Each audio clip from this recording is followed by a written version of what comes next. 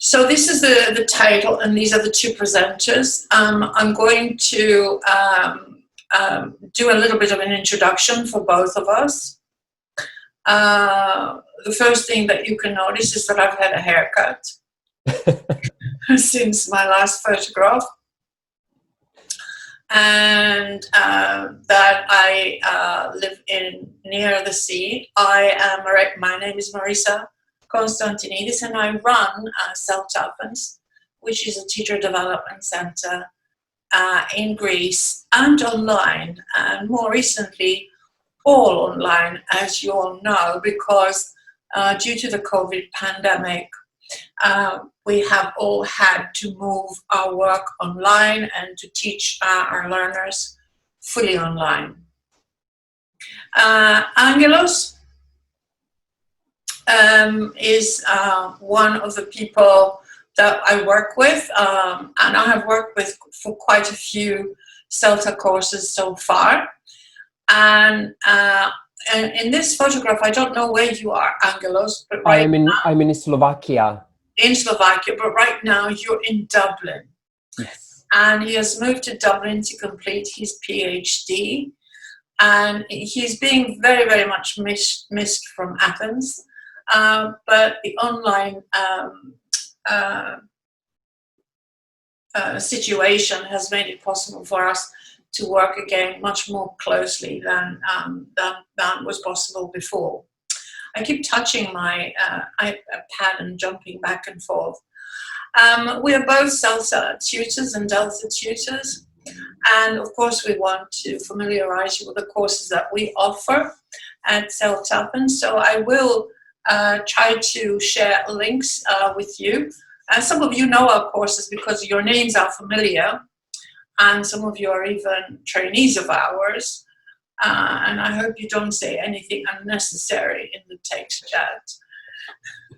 So, but I will share links with you, or if Angelos is able to share a link, maybe during while I'm talking about our website. So why did we start, why did we choose this topic? Here you can see Angelos chose this photograph, and I want you to say why you chose it and why you chose this topic, Angelos. Sure, I chose this photograph because it really looks like my desk at the moment, with 1, 2, 3 computers, a tablet and a smartphone, or linked at various sort of online classrooms. We do a lot of observations, that's part of our job. We also teach online ourselves. But also we have the chance to see how novice teachers, but also in-service teachers, have adapted to the online, to online teaching. And one of the main issues that we keep on sort of coming across is problems with sharing materials in the main screen, like what we're doing now, problems with sharing materials with the learners during a group work or pair work activity in breakout rooms. And it's been one of those consistent issues that keeps on coming up on our feedback reports, if you like. So we thought of addressing it here, not only for our current trainees, but also for colleagues who might be experience similar issues, but also to sort of open the floor to people who are experienced teachers themselves and can share ideas with us. If our presentation, Angelos, would you like to talk about the outline and of the talk so that people can see? Sure. So what we are going to do is we will start with looking at how we can present materials in the main room, like we're doing here. We will look at PowerPoint as being one of the main sort of platforms that teachers use to share material, but we will also look at alternatives like Google Slides or Word documents. And then we will move on from using the main room just for sort of teacher-fronted presentations to using perhaps the to using a whiteboard, the whiteboard that you can find on Zoom or on any virtual classroom you might be using, or other whiteboard software that you can find available online. Then we will look at breakout room activities and how sharing materials creates challenges for that. Ideas for collaboration and interaction.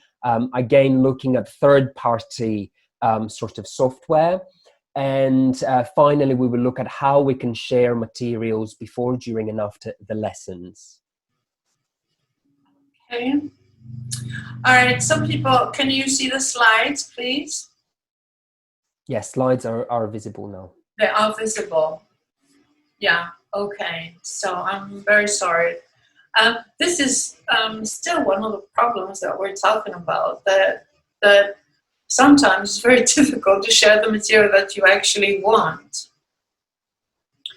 So some of the, one of the classical ways that we, that teachers and us and as presenters use when we present materials, or when we teach or we train, we use PowerPoint. And I don't know if you're familiar with the challenges of PowerPoint. Here's one that I thought was quite funny. And what the tutor is saying, was the presenter is saying, here's a remarkable idea rendered lifeless in 127 monochromatic slides that I'll read word by word for the next 90 minutes. And this is called, does anybody know the term to put in the text chat? It's called, there is a name for the syndrome that thank you, Catherine. Thank you so much. There are so many great slides. If you look at, if you go to Google Images and you try to find something about death by PowerPoint, there are hundreds of wonderful slides. I chose this one and this one, which I really loved. There's a presenter here and illustrating the comment of death by PowerPoint, and the comment before she was 30. Yeah, Mary had killed more people than the Boston Strangler with her PowerPoint slides.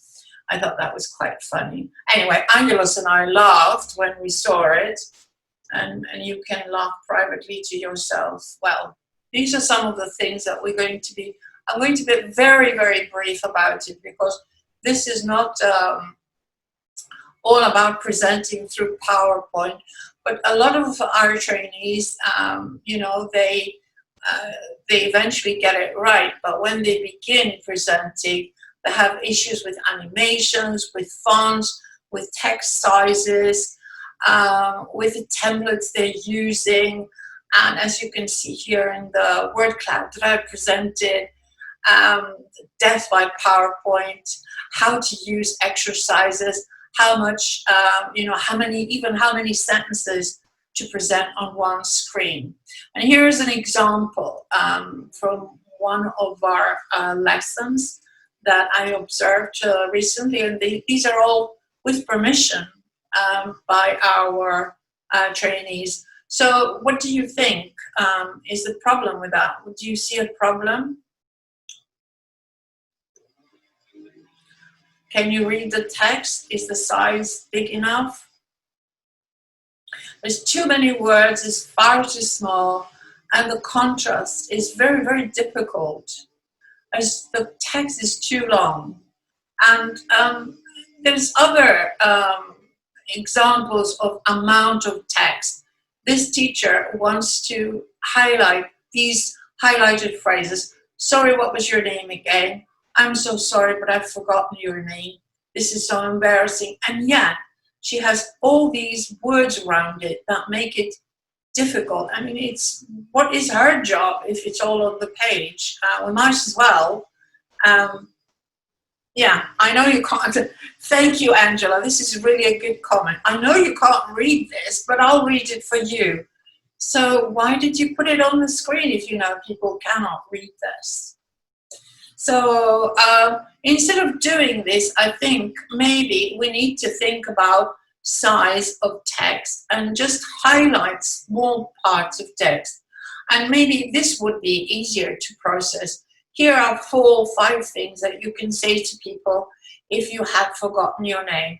Which one do you use if, you know, if you can't remember it? Which one includes a joke about your mental abilities?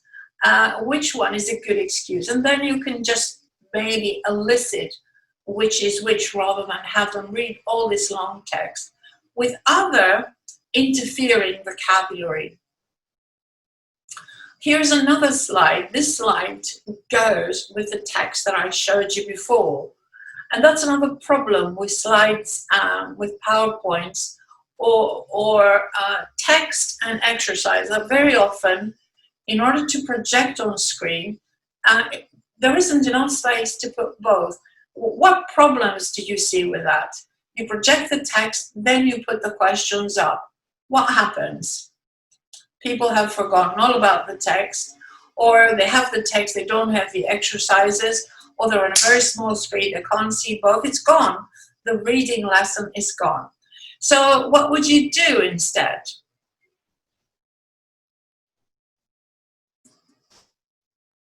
And of course, I also want to mention the difficulty of these very difficult contrasts. You know, purple on orange on a small screen. How can you read that? It's very, very difficult.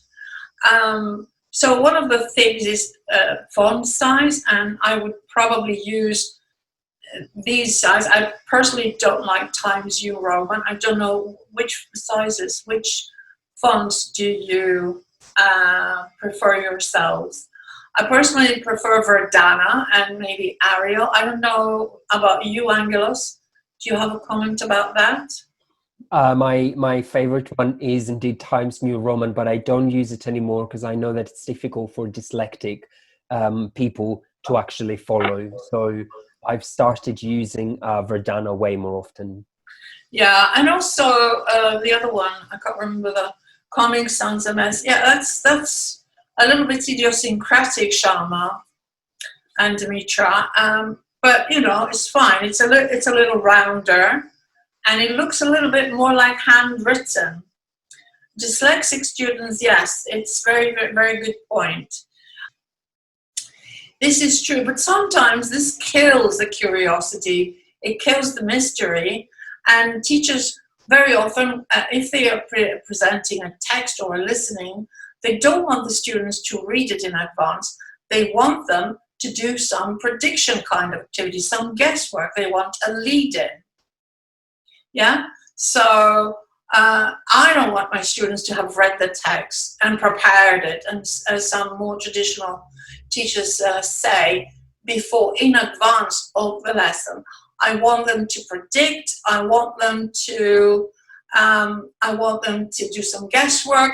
I want them to interact. I want them to possibly reconstruct the text before they've even read it, in a kind of task-based language learning sequence, and then to read it to confirm expectations or to modify them or to, you know, kind of change them completely, rather than have read it. Yeah, there are some really good places where you can put documents, and I think you need to be very quick and handy with uploading on the go, not having to send materials a lot in advance. Okay, so this is a really nice checking exercise, but by the time I get to this one, I've forgotten all the different information on the 3 different texts. So we need some other ways of sharing these texts and materials with our learners. I'm going to just say a couple of small things about images. These are images which have been snipped off a course book, and they're very, very, I have a huge screen and I can see them all, but my students, students on mobile phones cannot see them. And, you know, PowerPoint slides don't cost anything, just make more slides. Show the images in big size so that the students can guess what is happening. Another good point about images, one that I've seen a lot of our trainees use as well, is to use them as classroom management cues to avoid teacher talk. Now I want you to brainstorm. This is a cue that this teacher created, and every time she wants to start a brainstorming activity, boom, she goes, she puts up this slide. The students know it's ideas time, it's brainstorming time. How the brainstorming is going to happen is something that may be changed in every lesson, but the student has a very clear cue. And here are some more cues which I copied from different lessons. This one is says you're going to be working in pairs. This one says you're going to be working in groups. This one is another one about group work. This one is another one about brainstorming. So use images to simplify your classroom language and to reduce it as well. Because PowerPoints and online instruction, forgive me for saying that, but I mean, look what I'm doing now and what we're doing. We're talking to you. It's such a great place for teacher talking time. You can get drawn into doing a teacher-centered lesson because you've got control of everything. And it's very difficult for people to get out of the mindset of talking too much and allowing the students to talk more. This one is a great one about another trainee of ours used, which predictions were correct. Such a great cue. She doesn't have to say very much. The students brainstorm, they predict it, and then she sends them this image, and it's all in one place. That's really nice. I mean, there's a lot of different classroom instructions about sharing, about information gaps, about problem solving, anything you like. Maybe you can find images as well, yeah. But also the last one, like this one, you want them to ask questions. Here is a great cue, and also very, very, very clear to write down one question, just as not do you have any questions, because if you say do you have any questions, people don't usually come up with questions. So let's see, do you have any questions so far? Rather than please write one question that you have in the text chat. Can you write your question right now, just to see if you have any questions?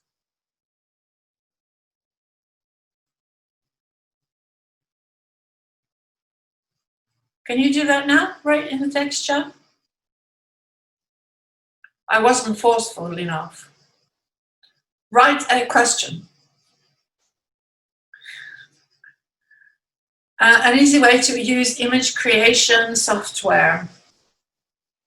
There was one that Angelos shared with me yesterday, and he can tell you all about it. It's a great site for people who cannot draw. Angelos, what was the name of that website?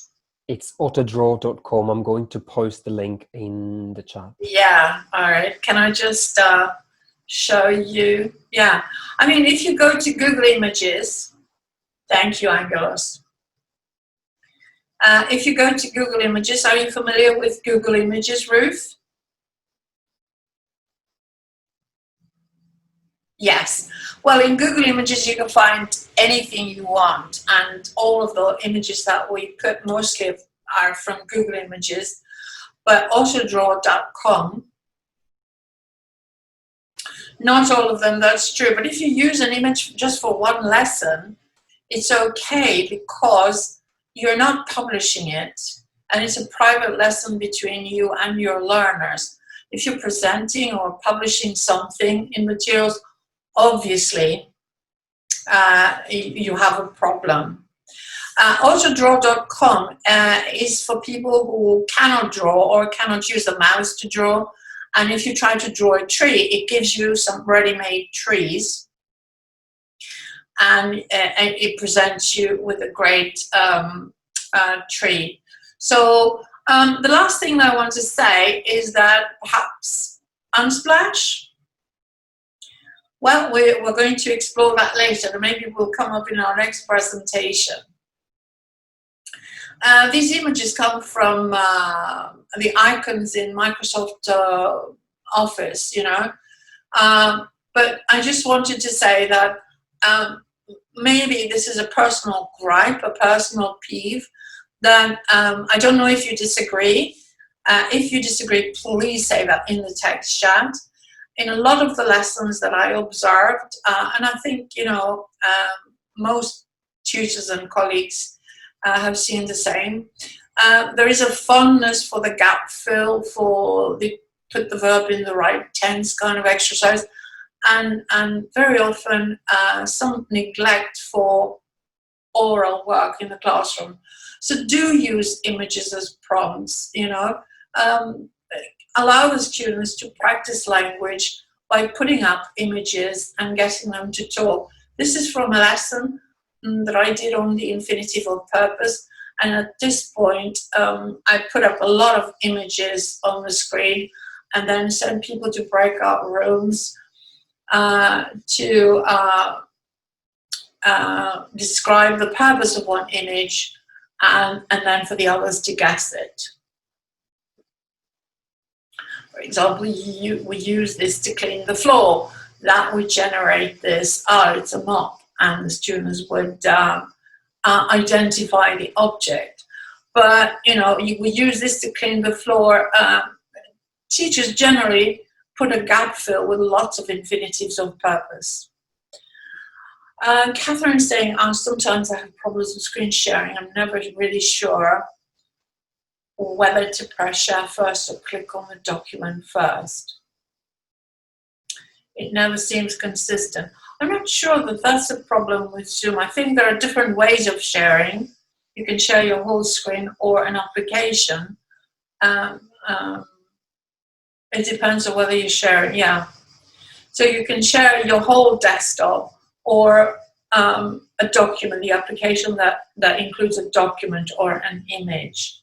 That's sometimes the problem, yeah. I think I'm going to move on and just talk about the last thing, that again, we also use images for concept clarification.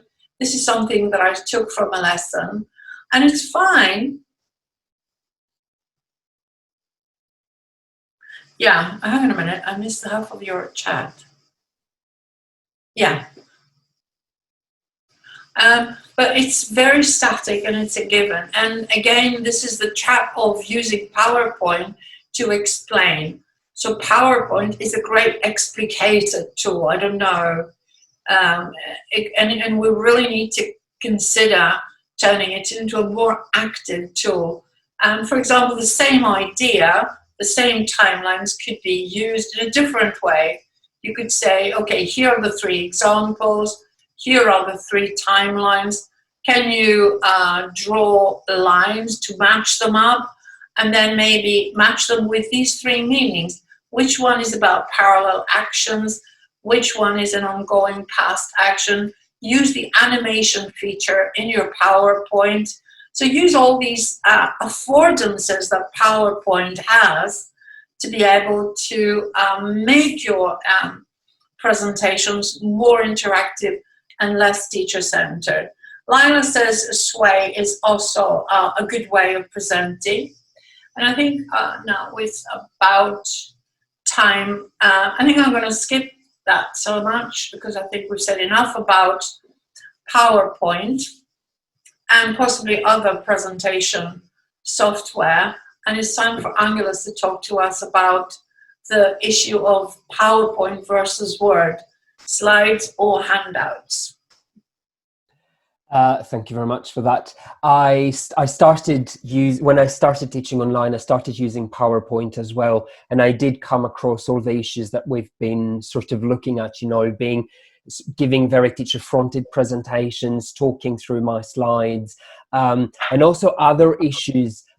For instance, when you have the PowerPoint and you want to annotate perhaps or write something on the slide, because we are looking at it on presentation mode, it becomes very difficult for learners to actually have any sort of interaction with it, but also for teachers to have any sort of interaction with it. And one way to go around it is perhaps to use the annotate feature of Zoom while you're presenting on PowerPoint. And if you're not very familiar with technology, if you don't have a device that allows you to use multiple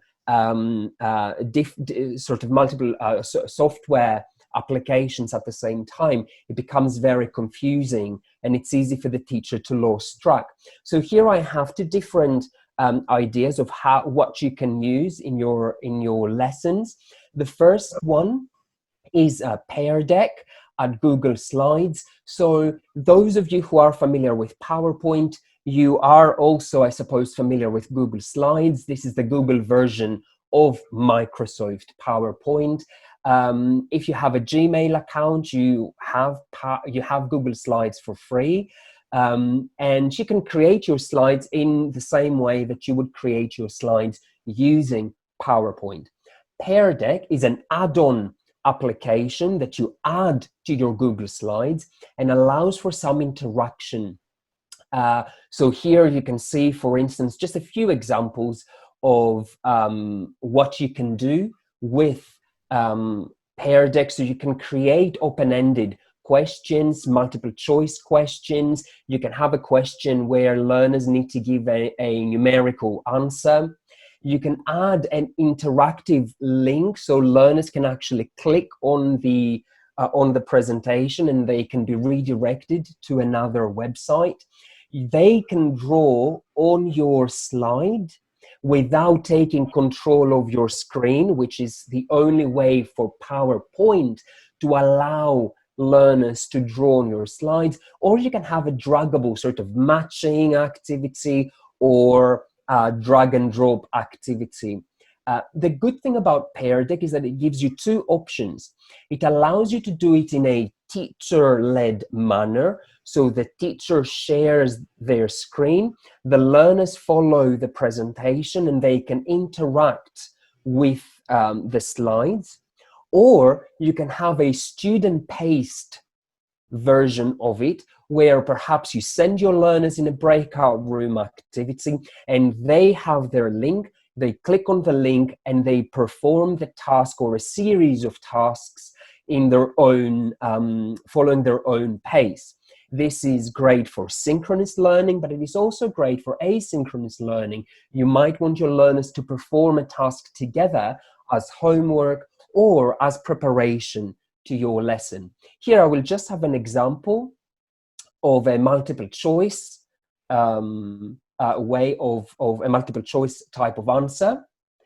This would be a question that I would give, you know, what are some of the problems teachers have when using PowerPoint on Zoom? And you can see there are 5 options. This is the teacher's view. This is what I would see if I were to present this using not PowerPoint as I'm using now, but Google Slides with Pear Deck. What the students see is this screen here. So they see my slide on the left-hand side, and on the right-hand side, they see the possible answers. And individually, they can choose the answer they think is correct. My version now, instead of looking at the slide, I'm looking at the responses. And I can share the responses in the main screen. So it is very good for interaction. It is, you can use, of course, It's not that easy. What? Sorry. You can use the poll feature of the of Zoom for this as well, but this allows you to prepare for a variety of interactive activities, not only multiple choice, but open-ended. You can have reading activities embedded on Google Slides and help your learners work together without you. You can only be perhaps monitoring from one breakout room to the next and allow for increased participation and engagement. The other, and my really my favorite sort of way of presenting while on Zoom or on any other virtual classroom is indeed Word. The reason I like Word is because it allows me to be a little bit more interactive, and it allows me to edit while in the lesson. So here, for instance, I have a Word document just to show you a few things that I can do with it. I have an initial, if I want to present materials and also use it as a whiteboard, I can show a question. I can ask my learners perhaps to give me answers orally. I can zoom in. If they tell me, oh, we cannot see the screen, I can zoom out. I can take note of their answers. So while they're saying, what software do you use? So I can actually do that with you. What software do you use to present materials to your online learners? Can you type in the chat box, perhaps?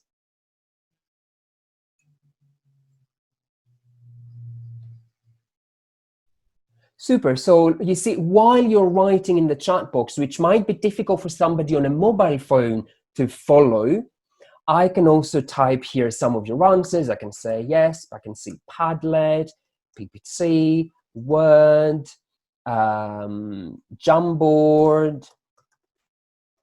where are we, and so on. So it allows me in real time to write. You see what I'm typing, and it creates a written record of the discussion of whatever is happening in that particular stage of the lesson. Another thing I can do is if I have a matching activity, learners perform the task perhaps on their own, and I ask them to report back their answers or share their answers, I can very easily draw on it. So I can choose this here and I say, whatever, tragic, for instance, is very, very, very, very sad here. So they can see it, I can do it there, it stays on the Word document, and as you will see by the end of it, I can simply save it and then send it to the learners. So the learners by the end of the lesson get a written record of everything that happened in the lesson with the right answers printed on the document. Another good use of Word documents is that it's easy to sort of get them to focus at one thing, on one thing at a time. So here, this is a gap fill task. I had 7 sentences. And what I can do is I can use the shapes here, perhaps to get them to focus on number 1, that I want them to do like, an example to perhaps demonstrate how they do the activity without reading at the other sentences. Possibly, I might be running out of time, so maybe I don't know if I want them to do all of the activity, so I can ask them to just do the first, number 2 and number 3. And if I see they do it quickly, we can move on to the rest. And let me see some other things that we can do here. If I want to, whoops, where are we? Here, yeah. So if I want to perhaps see what the correct answer is, again, I give them the activity. They can, here we are, I can copy and paste it very quickly. I can put it in the chat. I will just write it in the chat box now. Obviously, I don't want you to perform the task, but what this means is that if I send you now to a breakout room, you have the activity in the chat box, because whatever is in the chat box before I send you to breakout rooms, it's going to stay in the chat box while you are in the breakout room. So if I wanted you to perform this activity, it was so easy, as you see, for me to just copy it from the Word document, paste it onto the chat box, send you in a breakout room, you perform the task, you come back, you report the answers, and while you report your answers, I can very easily change things. I can say, this is the right answer, or this is the right answer. I can highlight, I can delete, I can perhaps use the strike through feature, where you can visually see what the right answer is or isn't. Other things, I can drag and drop. Again, that's another gap fill activity. They're very, very, very similar to what we did before. I can simply copy this, paste it onto the chat box, send you in a breakout room, you perform the task, you come back and you say, well, the answer to the first activity is perhaps effect. And I simply drag and drop and leave it there. So it makes my correction easier, faster, people can follow, and then I can save it and send it to the learners after the end of the lesson. If I don't know, some of us are teaching mixed ability classes, so we don't exactly know every time what sort of level our learners are. I can use this for differentiation. I can start with this activity, for instance, which is an easy version of the activity. All I want is learners to think about the last part of the sentence here. And if I want them, perhaps if I see that they are stronger than I initially thought, I can simply put this up here. And then it becomes a little bit freer. They can come up with whatever the noun is that they want to describe. So it gives me a little bit of flexibility during the lesson. And I think finally is, of course, if I have a discussion activity, I can, like I showed earlier, I can copy the questions or the statements, whatever it is that your activity has. In this case, questions. I can copy this, paste it on the chat box, as I said earlier. You do the task in breakout rooms, you come back, and I can record some of your answers for delayed error correction. I can do that perhaps for, maybe I heard a few of your, some of the things that you said, maybe they were not grammatically correct, and I can type them here. I can invite you to peer correct or self-correct, and then I can share this with you. To share this, very easy. I press share here. Where am I? Insert shape.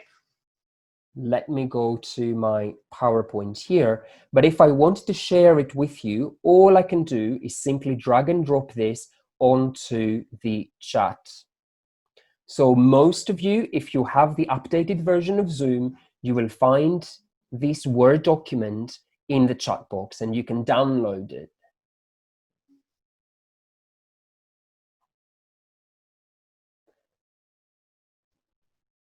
Super. Marissa, over to you. Oh, I just wanted to add a little idea that I had about young learners, because I know a lot of what we're saying is very general, and very little is maybe shapes and word. Yeah, okay. Make it opaque by formatting. I just wanted to share my screen very quickly and show you this one. I'm going to stop you. I'm sorry. I'm going to share my screen and show you how Word can be very, very,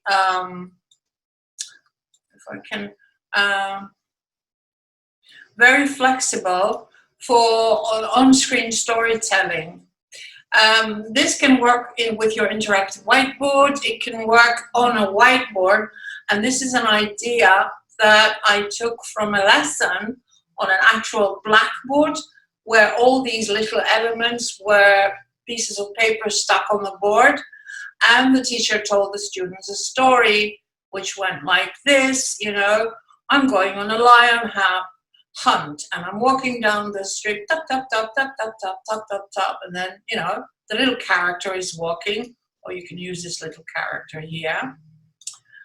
And as she is telling the story, so you can have moving character, and now I'm going under the bridge, ooh, ooh, and the children watch the story, and I'm going through the long grass, swish, swish, swish, swish, and I'm going up over the hill. So you can tell the story, and she meets the lion, and then this is kind of stuck here now because the long grass engulfs the little guy. And we need to make him go up the hill and see the lion, and now start running down and going under the bridge. Ooh. And then when you retell the story, the students make the sounds, and they go tap, tap, tap, and ooh, swish, swish. So what is this? This is a Word document, which in the view, can you see that it's not the print layout, which is very limited, but it's the web layout. I don't know who made this little line here. It was very experimental. In the web layer, you can have a very big screen where you can have images, you can draw, yourself, because new words documents have this function, new word versions. You can add different images and scenes as backdrops and little characters, and you can tell stories or have the students tell stories. So that was about it. That was my contribution about Word. And I'm going to close that document. I think many people talked about how do we do this? We annotate and no? Hey, that's it. In Word, in Google Documents, I think a lot of people talked about Google Documents. And Leila added an idea about sharing different versions of the same handout. So for example, in this one, we have 2 images, and the first image is A and the other image is B, and you give half the students the link to image A and half the students the link to image B, and they go into breakout rooms and they describe and find the differences. Or, hold on a minute, because this is getting a little slow here. If you can see, I don't want to open all these different images to bore you with different types of things you can do. Here, a group of trainees did teaching practice peer feedback, so I gave them a Google document to write.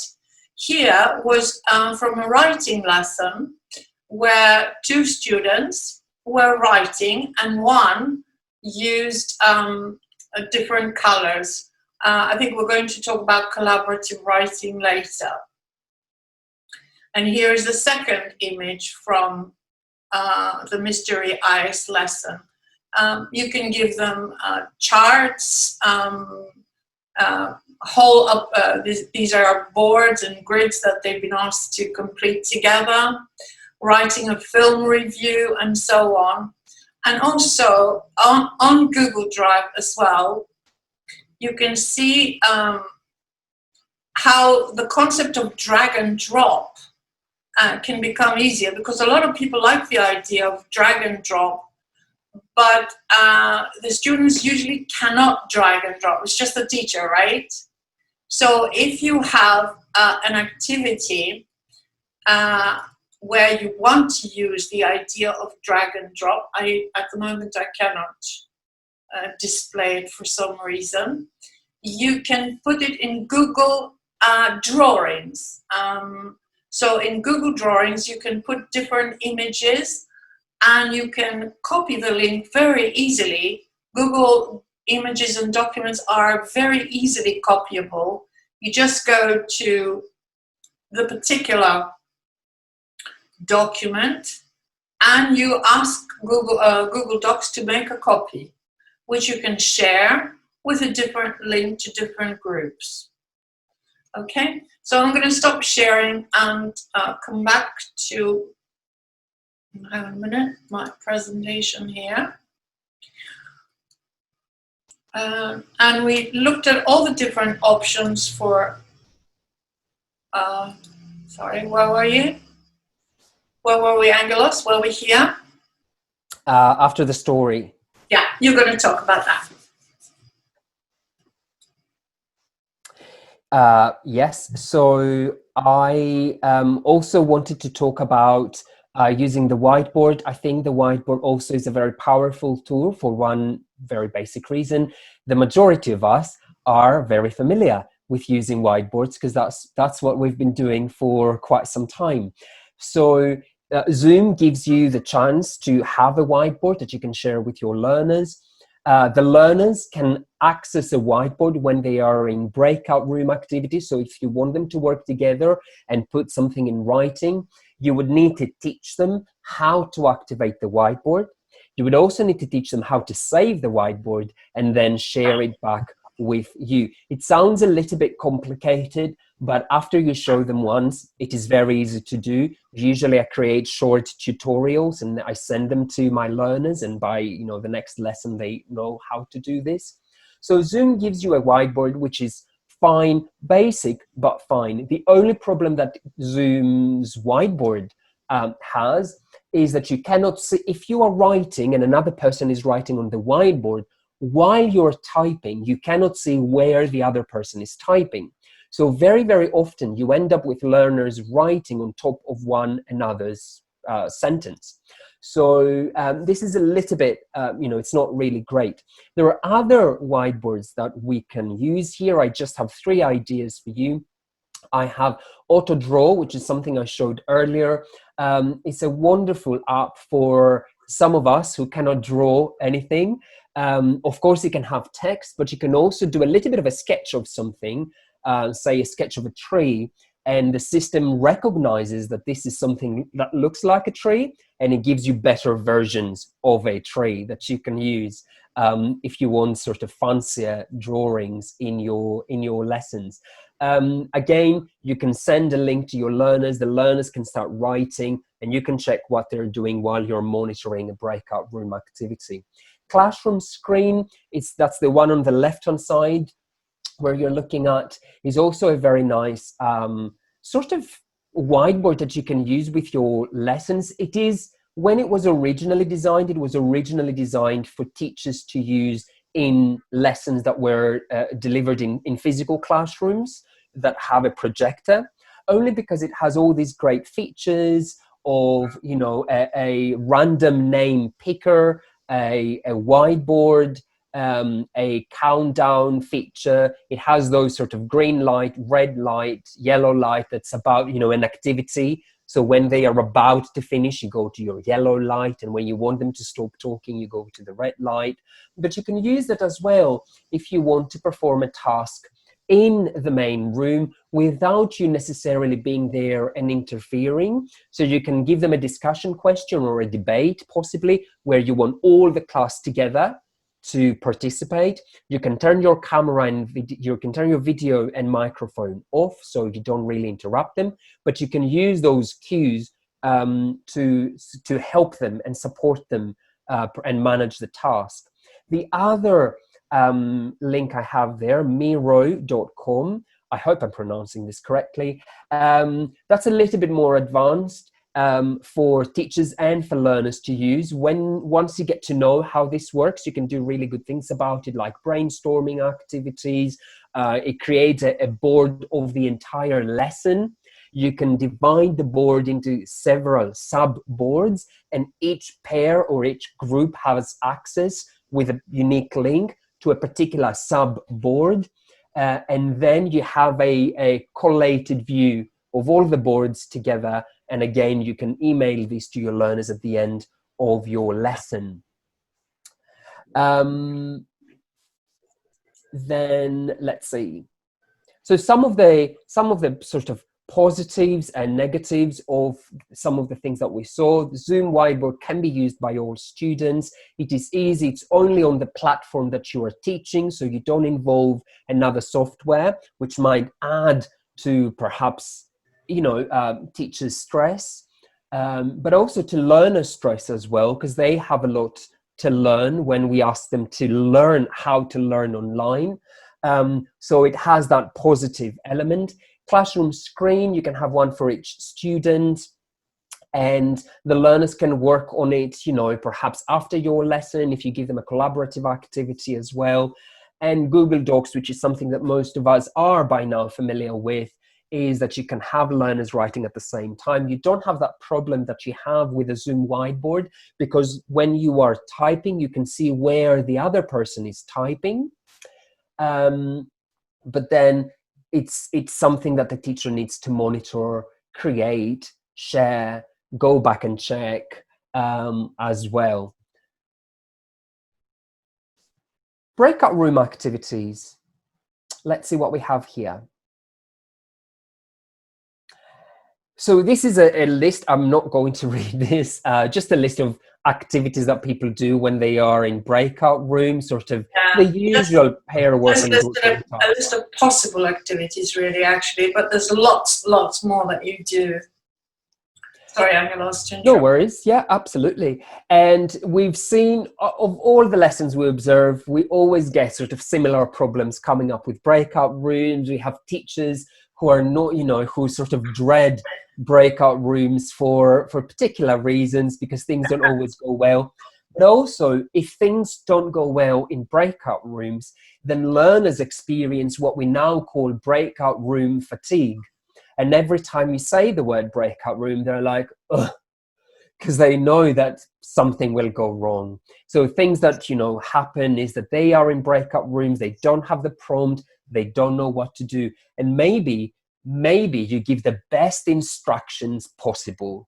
Maybe you ask the best instruction checking questions that you can, and you might be 100% sure that your learners know what they're doing. But I guarantee that there are those learners who are possibly checking their Facebook while you're giving instructions, or maybe somebody in the house needs their attention. Maybe there is a baby near them, or maybe there is a cat near them. You never know what's happening. And possibly they don't really pay attention to your instructions, and then they find themselves in a breakout room without knowing what to do. Other things is, you have perhaps a text-based activity. They can see the text, but you forgot to share the task. So again, they don't know what to do with it. Maybe they see half of the text and not all of the text, and what have you. Things can go on forever and ever and ever and ever with breakout rooms.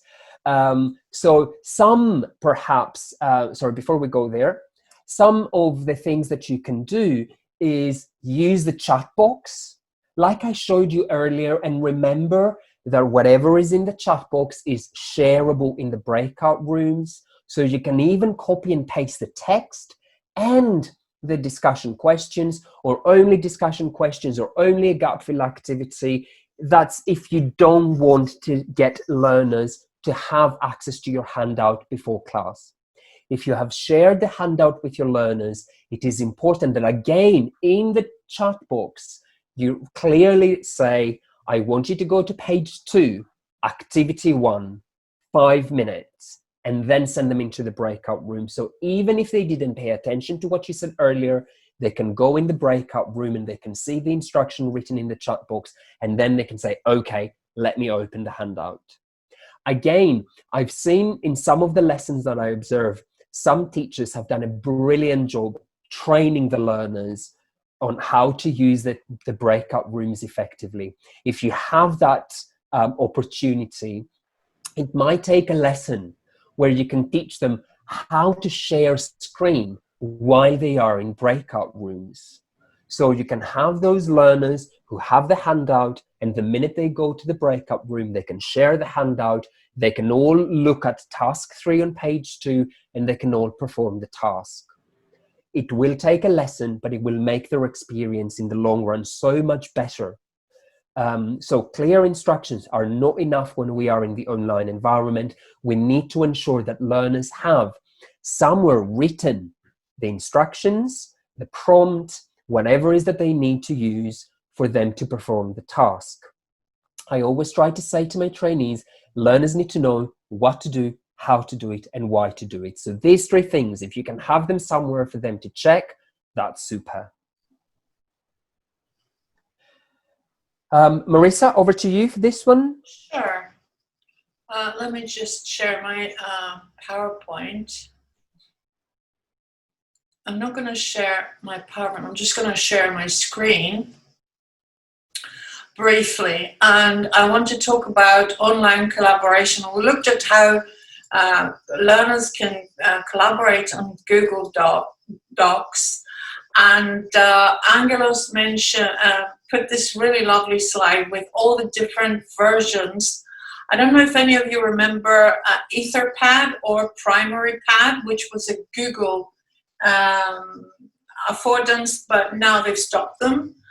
And different companies have actually started EduPad. What you can see here in EduPad is that each learner can log in, and I'm going to ask you to do just that here on Zoom. If I can find the text chat somewhere, there you are. Go to this EduPad and write something. Add your name, choose your color, and you will see that the document will turn all the colors of the rainbow. I have started the document so you can write whatever you like just to try it out. Do that for half a minute so that you can see how it's possible to collaborate, and also not just to collaborate, as you can see from my screen. I'm going to make that a little bigger so you can see it. Monica here, as you're writing, this is really useful. And I can also go in the middle of your writing and add something. I particularly like the animations. Okay. And I can, as students are writing, I can add words in the middle. So a paragraph can be written and students could be adding or correcting each other's writing. And the quick brown fox does jump over the lazy dog, that's true. Barcelona, okay. So can you see how many different people are here? You haven't put in your name, but I have added my name, and you can choose your color and add your name if you like, so that, you know, either it remains anonymous, or you ask your students to write in their name, and you can choose not to show the color or not. If you stop now, and there's a great function which is the timeline function. If you go to the beginning of this and you play it, you will see how this document was created from the beginning, and students can see who contributed, what they contributed. Yes, it's German. Actually, it's a German company. It doesn't matter. You don't need very much. There's Framapad, which is in French, but it has an English version. So choose one of the other versions. Don't choose a German one. So can you see how EduPad can develop? I'm going to stop the EduPad experience, and I think it's great, isn't it? The time, if you see the clock and you're still there, click on the clock and you can see the whole writing experience replayed. It's really wonderful for collaborative writing. And you can send groups to different EduPad links, and they can create something collaboratively. For interaction, Angelus, would you like to talk about Bamboozle and some of these websites here? Yes. Thank you very much. I just leave that online in my own because I've got some slides. Oh, okay, good. No worries. So here I just have a list of different websites, again, that you can use and explore. The majority of them are on a freemium basis. So you can still, with a free account, you can still get your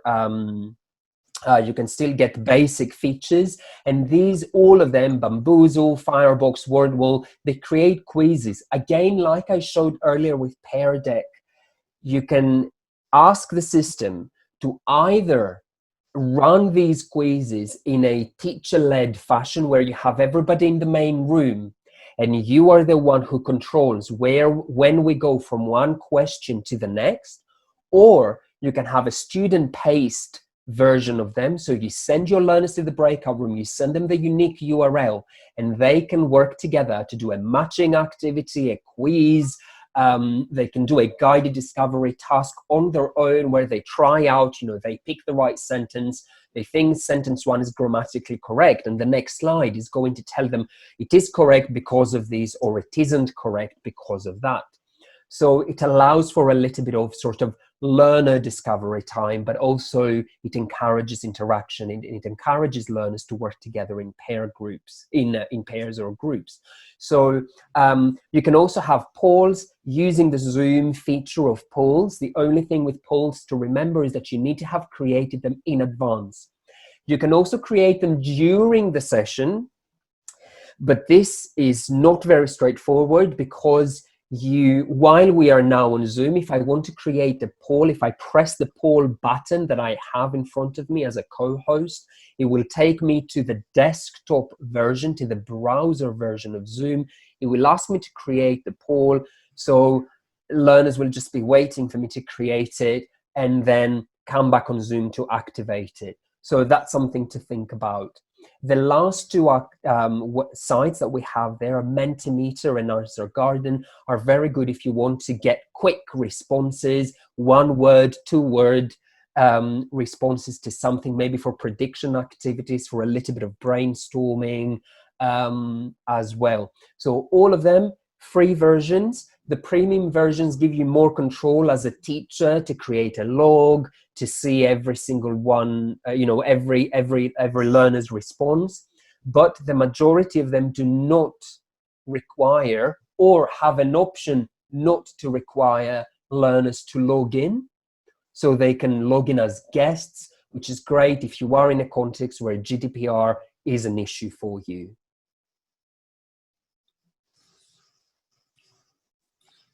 Okay, I'm just going to go back to the presentation here. Sorry that we're skipping back and forth, but we couldn't find a way of using the same set of slides. So also we looked at, we wanted to look very quickly at when and where possibly we share materials. When you might want to send them before, you might want to very quickly send something during. Before is obviously, people use email, people use OneDrive, Dropbox, and also where to leave materials for after. I've got some ideas here that I very quickly want to run through with you before you die of death by PowerPoint. And here are some ideas that we've used. You may not know all of them. There's so many that we just decided to show you the ones that we're familiar with, because there's so many different ways and places where you can share materials. But some of the questions you need to ask yourself about where is, if you just need storage space, do you need just a Google Drive or a Dropbox? Do you need a place to have a message function? Do you need to be the only one, or do you also want your students to upload materials? Should it have a chat stream? Should there be folders? Can you do assignments there, grades? What about security for younger learners and teens? Should there be integration with other apps? And if you want to assess the learner, should there be something related to that? Different teachers need different things depending as to whether you're doing one-to-one teaching, classroom teaching, does your school pay, you pay, and so on. And of course also, what are your students used to, which is a very important factor. What is the easiest thing for them to use? Or if they're younger or they're teens, what's trendiest for them? Sometimes they want to do the latest thing. And age appropriate, what do you do with young learners? So I want to show you three or four different places. The first one is Edmodo. I don't know how many of you are familiar with Edmodo. If you could write in the text chat. And it's really for younger learners. For me, Edmodo is a place where I share things for younger learners because it has a teacher account, a portal. It has for parents. Hang on a minute, let me just get that out of the way. You create student accounts, and you can also create parent accounts. And for younger learners, this is ideal. For younger learners, they can watch the progress of their learners. It's really a fantastic place. It's very safe. You can have a chat stream and everything, which I'm going to show you in the next version, which I probably call it myself a grown-up version of School of Edmodo. And we use that with our diploma and trainees for different And we have different courses and groups there. But what I wanted to show you was the materials tab, where you can share lots of different things in folders. Yeah, I think there are some apps already integrated in Edmodo. And you can integrate Dropbox, you can integrate, I didn't choose LMSs like Moodle and Canvas, but these are possible as well. I just chose some easy free options. I think some of you are much more advanced than the average beginning teacher who begins now to teach online. And if you are very good with LMSs like Canvas or Moodle, these are also great places. And here you can have folders, you can share materials. For example, you can see PDFs, you can see assignments. These ones with a pencil are assignments where you can ask the students to do something. You can have handouts, you can have videos, and also you can have all the materials that you use in your lessons. They can upload it. Each folder can have different categories of materials, and these could be assignments in folders or PowerPoints or images or whatever. The advantages of that, I'm just going to put that on the side here, is a place like that. It's all in one place. You can upload your assignments, you can give your students deadlines as a class roster, you can do even correction and feedback in the platform. The students can upload the assignment and you can go and mark it in the platform and give them a grade. It's free for individuals and small centers. There are unlimited courses you can put up. There is no limit. The students can upload. It has a chat stream for updates. You can upload and link in a variety of media. You can message students within Schoology. It's like a good LMS, but not in a Moodle format, and very set for young learners, because like Edmodo, Schoology is made for a school, for large school districts in the US. Such as people like you and me, if you ask them to register, they really are not interested. You know, they only register people in their thousands. So for the rest of us little people, it's completely free. So don't worry about that. Other places that people have mentioned are Padlets. And here I have given you an example of a Padlet where you can upload lessons. I've used the shelf function of Padlet. And say, for example, for August 28, we had, these are the handouts for the vocabulary, and there was a vocabulary PowerPoint, and the students can go in and download them. And you can keep adding different dates and then delete the previous lesson. So it's a great repository of materials. You can upload, and the students can download and upload materials as well. The students don't need to register. The materials can be available for absentee students, and you can upload even during the lesson. The students can make comments. It has different nice templates that you can use. It's also good for social events. You know, for example, you can have a big birthday, the students' birthdays, you can make them a Padlet. And it's good for topic and theme-based teaching because you can do a lot of theme-based instruction. On the negative side, if you upload too early, they can preview the material. There's no messaging unless you use a messaging. There is a messaging function on Padlet, right, Angelos? I think you've used it. There is, yes. There is a little bit of an interaction built in, yes.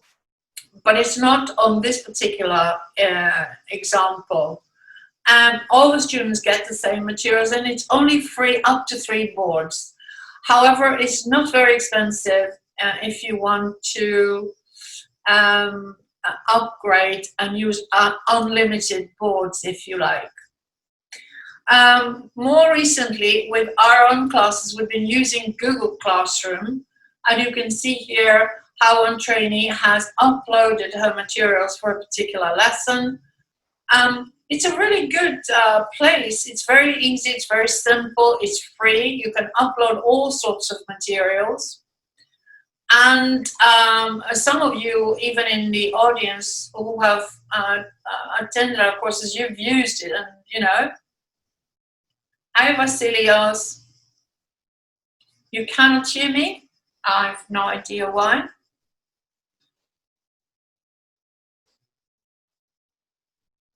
Can you all hear me now?